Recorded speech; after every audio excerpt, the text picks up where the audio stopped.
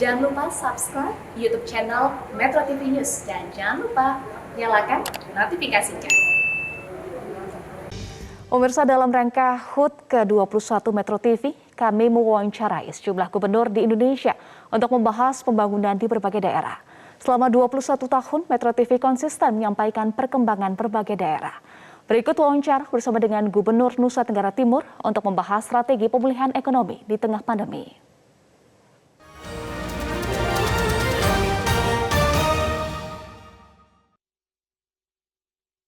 Halo pemirsa, dalam rangka memperingati hari ulang tahun ke-21 Metro TV, kami ajak Anda berbincang dengan kepala daerah di Indonesia. Untuk kali ini kami ajak Anda berbincang bersama dengan Gubernur Provinsi Nusa Tenggara Timur, Victor Bungtilu Laiskodat. Kita akan berbincang soal akselerasi pembangunan di Provinsi Nusa Tenggara Timur. Sudah bergabung bersama kami melalui sambungan Zoom, Gubernur Provinsi Nusa Tenggara Timur, Victor Bungtilu Laiskodat. Halo Bang Victor, salam sehat Bang Victor. Selamat siang. Salam sehat ya Bang Victor. Selalu sehat. Baik, Bang Victor, kita bicara soal akselerasi pembangunan di Provinsi Nusa Tenggara Timur. Anda sampaikan bahwa sektor pariwisata adalah prime mover penggerak di Provinsi Nusa Tenggara Timur. Bagaimana memastikan bahwa sektor pariwisata betul-betul menjadi prime mover di Provinsi Nusa Tenggara Timur? Ya, Eva, memang sesuai dengan perencanaan pembangunan jangka menengah, Provinsi Nusa Tenggara Timur itu ditetapkan pariwisata sebagai prime mover.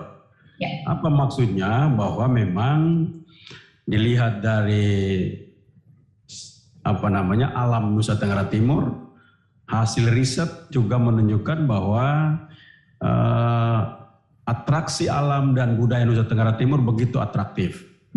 Dan kita tahu bahwa cara berpikir untuk menjadi daerah pariwisata itu akan mendorong pertumbuhan yang eksponensial pada sektor ekonomi. Memang ada catatan pada saat pandemik seperti ini, pariwisata terlihat mengalami dampak yang sangat besar. Tapi tidak bicara dengan pariwisata dalam arti sempit. Pariwisata itu tidak bisa dilihat dalam semata-mata sebagai pembangunan hotel, restoran, tetapi pariwisata juga harus dilihat daripada bagaimana keterkaitan disebut dengan supply chain dan value chain-nya. Victor sampaikan adalah create desain pariwisata itu menjadi kunci. Nah, create desain pariwisata yang seperti apa?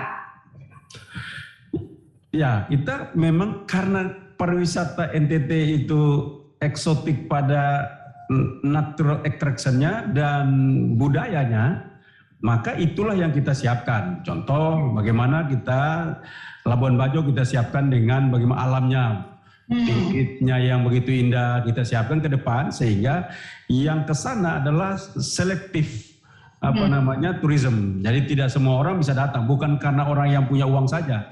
Yang kedua, kita tahu bahwa begitu banyak kekayaan budaya Nusa Tenggara Timur, seperti Pasola di Sumba, kita mendorong untuk dia menjadi sebuah desain atau pariwisata yang eksotik dari aspek budaya. Anda sampaikan juga Bang Victor, kalau misalnya kekuatan sumber daya lokal belum dioptimalkan, belum optimal 100%. Nah, bagaimana mengoptimalkan ini?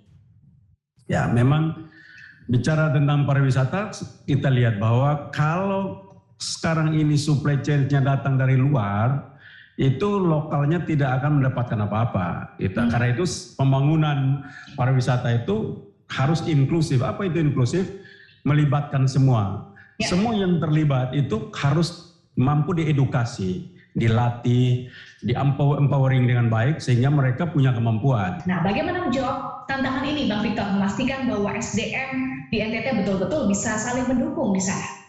Ya, memang jawabannya itu pada pendidikan. Kita menyiapkan pendidikan pariwisata dan pelatihan-pelatihan yang terus-menerus. Dari beberapa teman penggiat pariwisata juga mereka mendirikan lembaga-lembaga pendidikan. Waturaka adalah sebuah desa penyangga menuju dari Gunung Kelimutu. Itu salah satu community based tourism terbaik di NTT. Mereka masyarakatnya mampu untuk lakukan transformasi dari petani tradisional, mereka transformasi menjadi petani-petani yang berpikir pariwisata. Kalau kita bicara soal kesehatan tentu tidak bisa dilepaskan dengan angka stunting di NTT meskipun ada penurunan ya Bang, 3,2% dibandingkan tahun lalu. Tetapi angkanya masih besar Bang Victor, 80 ribuan anak masih mengalami stunting. Padahal anak adalah generasi penerus bangsa. Apa langkah strategis pemerintah Provinsi Nusa Tenggara Timur Bang Victor? Iya Eva, saya masuk gubernur 2018 itu angka stunting NTT itu 42%. Sekarang di 20% lebih. Ya. Nah, tetap saja dari 20% itu jumlah anak stunting NTT hari ini 80.909 orang. Ya. Itu masih cukup tinggi dan sangat tinggi. Bapak Presiden Joko Widodo telah memberikan instruksi untuk pada saat 2024 stunting Indonesia itu harus ada di single digit. Dan penyumbang terbesar salah satunya datang dari Nusa Tenggara Timur memang. Nah, untuk menyelesaikan masalah stunting tidak serta-merta kita bicara tentang kesehatan semata-mata. Karena stunting itu masalah sosialnya terlibat, masalah budayanya terlibat. Jadi kita harus melibatkan seluruh kelembagaan. Nah, karena itu konvergensi ini kami saja baru-baru rapat dengan seluruh bupati dan wali kota telah sepakat untuk kita mendorong secara serius agar konvergensi yang telah dilakukan itu dapat dikerjakan dengan baik. Setiap lembaga dapat melakukan pekerjaan-pekerjaan dan tanggung jawabnya dengan baik sehingga nanti apa yang kita harapkan di 2022 akhir stunting Nusa Tenggara Timur itu sudah menyentuh angka 10%. Ya, menarik soal Danau Jagung makan sapi, progresnya seperti apa? Ini adalah salah satu program unggulan Provinsi Nusa Tenggara Timur dan Presiden juga sudah meninjau langsung. Progresnya seperti apa, Bang Victor?